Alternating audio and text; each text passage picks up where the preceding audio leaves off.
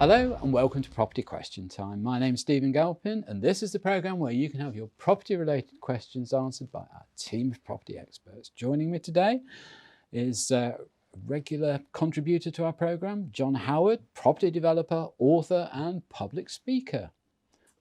Good to be here, Stephen. I think I'm also going to say mentor as well. That's very kind of you. You didn't mention the estate agent this time, which I don't mind. Well, I'm sure you're not ashamed of your estate agency business. Well, I'd say we own some. I don't work in them, but we do own some, as you know. Okay.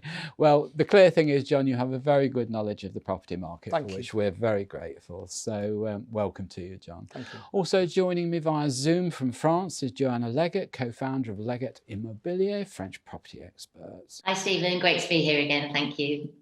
So we'll move straight on with the questions. And John, your first question is this. I'm a private landlord and I'm having to instigate court action to repossess my property due to unpaid rent. During the pandemic, I've tried to be as reasonable as possible and have offered my tenant all kinds of payment schemes to help him catch up. But none have been adhered to, although they were agreed. However, having started the inevitable court process, I'm being told the waiting time for a court hearing could be around 9 months. Is there anything I can do to speed up this process, or is there perhaps an alternative course of action for me? Well, first of all, Stephen, as you know, I'm certainly no lawyer. So I'm not going to answer this in a legal way. I'm going to answer it in a practical way. So it's a disaster, clearly. It's a nightmare for landlords, especially when you've got mortgages, you've got income, you need to pay the mortgage. So it's a very serious situation. And the likelihood of the landlord getting any rent out of this tenant is virtually nil by the sound of things. So I know it's going to be difficult to stomach, but my advice would be go and see the tenant. Explain the situation, try and get them to move out on their own accord quickly on the basis that you've got a court action coming. You don't have to tell them it's 9 months. You can say, you know, hopefully it will be relatively quick and you'll have to find an alternative accommodation anyway. The other thing you can do, and I know they'll hate doing this, but they could offer some money to the tenant to go. And that goes against every principle they have. I'm sure the landlord has every principle, but you know, pride comes before a fall, and you've got to be careful. If you can get rid of that tenant within a month by paying them a month's rent or something to go, then you can get it let again and move on. The alternative is no more rent for 9 months. So, you know, in certain cases, you just have to be practical, in my view. And I've done that in the past. Against all my reasoning and wanting to do it, I've done it because that is the quickest and the cheapest way out. Because by the way, court cases aren't cheap either. Well, they're not cheap, and also the outcome is never that clear. Exactly. I would be very cautious about waiting another 9 months. I think, you know, I've been involved with the court process for many, many years now, and I think one of the difficulties is that, you know, somebody in this position will psych them up to think to themselves, right, it's all going to be resolved on the 20th of September or whenever. And then someone like you goes and give the tenant another 3 months to find suitable accommodation. Exactly so. And, you know, a lot of the court process, you know, either the district judge or whoever's dealing with the case does have his or her hands tied to some extent. Exactly, especially at the moment. Yeah, you know, you are encouraged to be reasonable, to be caring and all that. How does that work with you, Stephen? To reasonable and caring? That's an interesting combination, isn't it? Well, I've sort of been trying to learn those words. don't come easily. But well, there you go. As a property consultant, they wouldn't. No, but you know, it is a difficult thing, and I think the one very important thing that you said there, the trouble is the moment you do instigate court proceedings, you can guarantee you're getting no more rent. Exactly. From that point on, if they've had any up to now, and that's the problem. The relationship's broken, isn't it? If there's another way around it, then find it. And you can understand why judges are saying, well, they don't know the full score, the full history sometimes, and you can understand why they're saying, look, especially if there's children involved, you've got to give them more time, and you can understand that completely. Well, it's the same with the sort of warrants that, you know, the courts are asked to give for electricity or gas companies to go in. I mean, they have to be so careful. They must check for vulnerable occupants, must check for children, aged people, you know, all sorts of things. I would have thought these days to get your electric cut off, you've got to be go some. Really go some because of you know, of all the social problems that go with it. Yeah. John, you have enough business contacts and sort of enough interest to make a judgment. Is the COVID rent arrears situation as bad as you had expected? Do you know what? It's very interesting you should say that. Residentially, we thought 70% of our tenants would pay and 30% wouldn't. As it's happened, we've had about 95% of our residential tenants pay. Very different commercially. Commercially, to start with, we had about 30% pay. And I have a rule with the commercial stuff, and that is that if my tenant's bigger than me, you know, business wise, then I really force them to pay. A lot of them said, "Oh well, we can't pay," and they wrote to all their landlords. Some of the landlords probably said, "Okay, we'll give you some rent free." I didn't. I stuck to my guns, kept my head down, and forced them to pay. The smaller tenants, and I've got some that still haven't gone back now, I am supporting and trying to help. But my patience is starting to run out because they have had a grant, most of them. They've had a grant, they've had no rates and business all the rest bounce of it. back loans. Business bounce back loans, and they're still not working, some of them. So I take it they're not coming back. And that's a problem. We are converting 1 or 2 under the new PD rights to residential. But, you know, the small commercial shops that are not in a very attractive position are a problem. The market towns seem to be working much better. The market towns where shops, you know, you got small shops and private owners, they seem to be faring much better than the cities, that's for sure. John, I know with your party connections, you're quite close to government and their thinking on these matters. I mean, we had bounce back loans sort of 12, 14 months ago now, which were designed to take advantage of the recovery that was due at that point, or that was anticipated at that point. And of course, things have gone on for another 12 months. And those bounce back loans, of course, are now falling due for payment. Do you think we'll have to be a phase 2? Well, I was talking to a car dealer the other day who normally sells 15 cars a week, so it doesn't do too badly. He actually sold 15 cars on Thursday.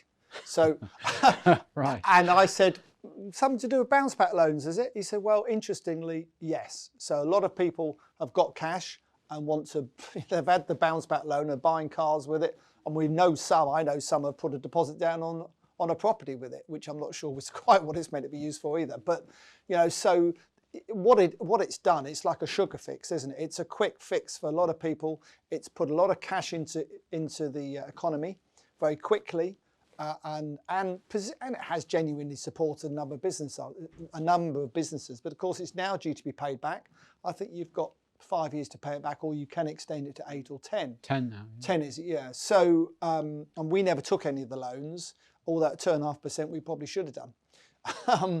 But it'd be very interesting to see how many get paid back. I think there'll be a lot of a lot of people will bankrupt the companies and not pay it back. I'm sure of that. That's a shame. Anyway, all right, John, thank you very much for that. So, Joanna, over to you now in France. Your question is this: do the experts think that when buying property abroad, and particularly in France, it would be a good idea to try renting before buying? Well, again how long is a piece of string? It really depends. If you don't know the area that you're buying in, or you haven't been to France many times, or you're not specific, or you haven't done your research, then yes, I would definitely advise renting somewhere first, because if you don't like the area, you can move to another area. If you've been to France before, you've done your research, you've done your recce trips, you've come over and you've looked at different areas and you know exactly where you want to be, then I would suggest you buy, because you're going to save all that money that you're going to waste on rentals, because you've already done your research. a lot of the clients that we see ourselves would be, they probably come over 1 year and they do all their recce trips. Maybe the second year they would buy. Some people have been coming for 5 years and they buy on the 5th year. Brexit obviously pushed a lot of people's decisions into moving sooner than they would have done normally. They might have taken a little bit longer. But I would say if you know your area and you know where you want to be, then, don't waste time renting, because if you find that property market is so strong at the moment that houses are moving really, really quickly. And if you see a house you like and, you've only just been in a week's rental while looking, you would be signed into a contract. So it really depends on your circumstances. If you haven't found a house and you want to move over lock, stock and barrel, then yes, rent in the area. Most people, which I've noticed in the 20 odd years I've been here, if when they are looking to buy and they say, well, we're going to rent in a few areas first, they end up renting in one area, make so many friends, love the lifestyle, love all the shops and restaurants and everything that are in that town, they never move. So they end up, some of them even buying the rental property or buying in the actual town that they rented in. But I think if you haven't got any knowledge of France, it was a really good idea to come and at least travel around the areas that you think might be good for you, and rent in those areas where possible. If you're unsure and you're not sure on your location, then that would be a good idea. Okay, well, that's all we've got time for in this half of the show. Join me again after the break when we'll be asking more questions.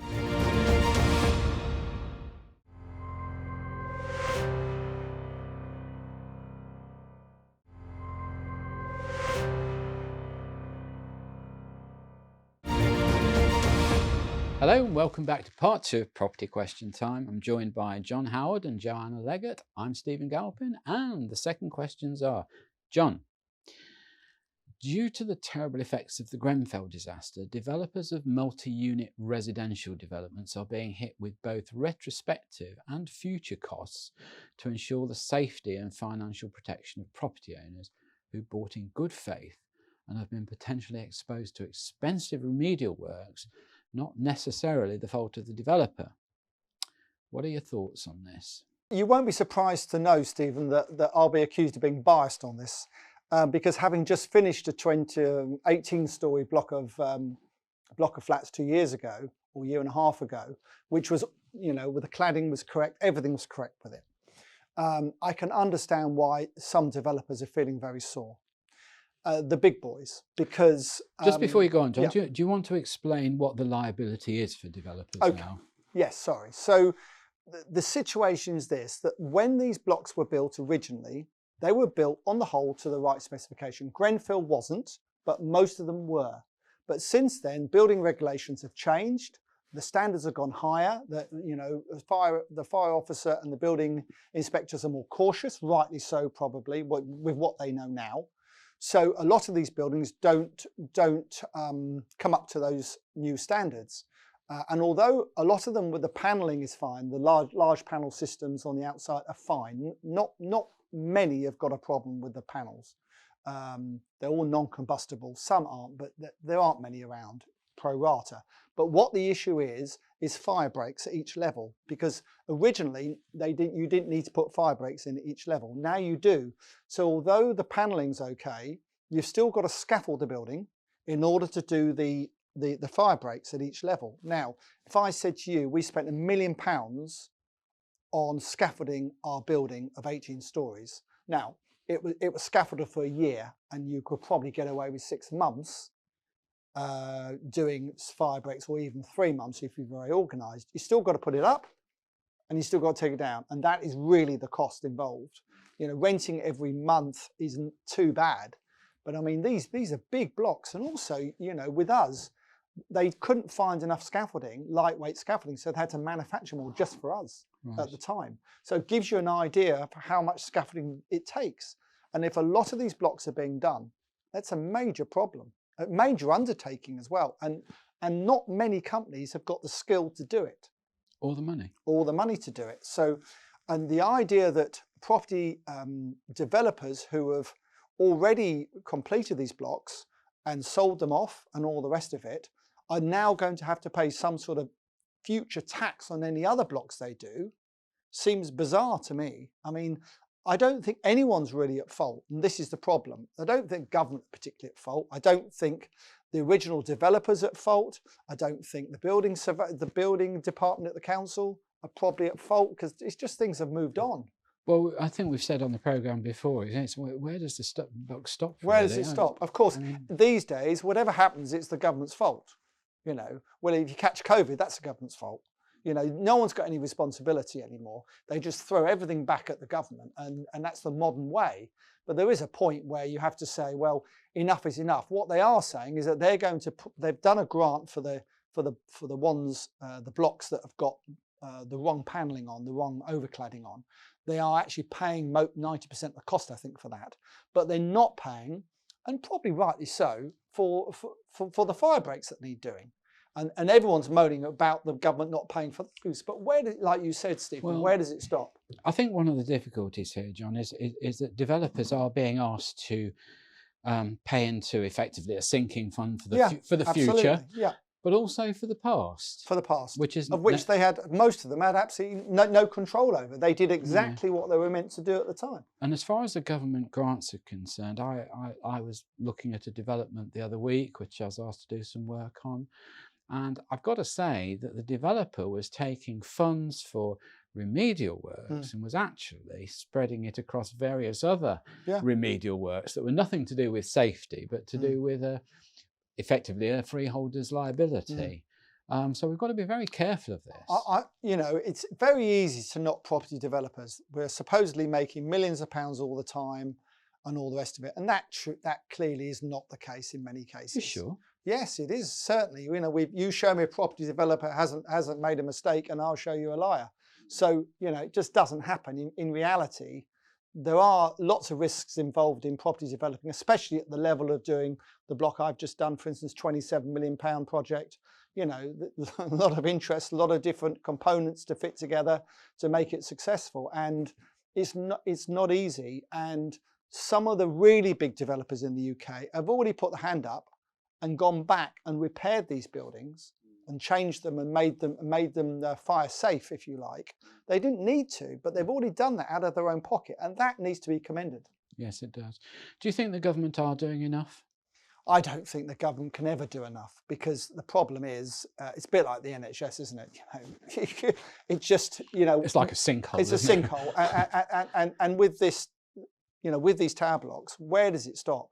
You know, at some point, the residents have to take some responsibility. Not all of it, I accept that, but there are opportunities now to work with the building societies and the lending institutions who lent to perhaps get a loan on the whole block as one loan, which can then be paid by the service charge over, say, 20 years, and that's quite a good idea.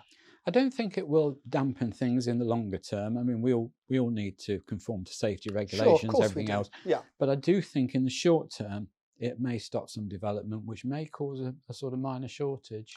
Well, the joke is, of course, the government are desperate to build 500 houses, new homes a year somehow. They're building 220, 230,000, and this is not going to help, surely. No, it's not. All right, John, thank you for that. Joanna, over to you in France for your question. Now that our government seems to be heralding an end to travel restrictions, do the panel think this will cause an upward trend in the prices across Europe? With regards to travel restrictions, I don't think it'll make any difference whatsoever, not to France. At the moment, the French market is so strong. You know, we're not dependent on international buyers from any countries. Brits are still the highest of all international buyers in France, but followed by the Belgians at 19%. But the amount of transactions that international buyers make is so small in relation to the market itself. The French market, we are seeing it's huge. You know, there's over 1 million transactions. Where we used to have maybe one offer on a house, we might be getting 3 offers on a house. Where we've seen COVID change the marketplace, whereby people in cities want to move out to more rural locations. We've seen the demand go up, which is great for if you've got a holiday home here or British holiday home here, because That's what a lot of the French are going after. They like British renovated properties, and they can't find them in the local sort of French estate agents as such. So that's obviously another good market. But the interest rates are so low, it means borrowing for first-time buyers or anybody that wants to borrow to buy something big or anything is really making the market move. So the travel and everything else, I mean, that's basically pent-up demand. All that will mean is that there's going to be more and more people viewing more and more properties. But realistically, it's the only reason the prices will go up is because of the lack of stock, because things are selling so quickly and not coming on the market quick enough. So it certainly won't be due to travel or international buyers. It'll be purely that the market is very strong at the moment. Okay, Joanna, thank you very much for that answer. Very helpful. I'm sure our viewers will be pleased to hear your comments. So there we are. That's all we have time for today. So a big thank you to John Howard. Thank you, pleasure. John. Thank you, John, for coming in as always. And to you, Joanna, for joining us via Zoom. Okay, my name's Stephen Galpin. Join me again next time on Property Question Time.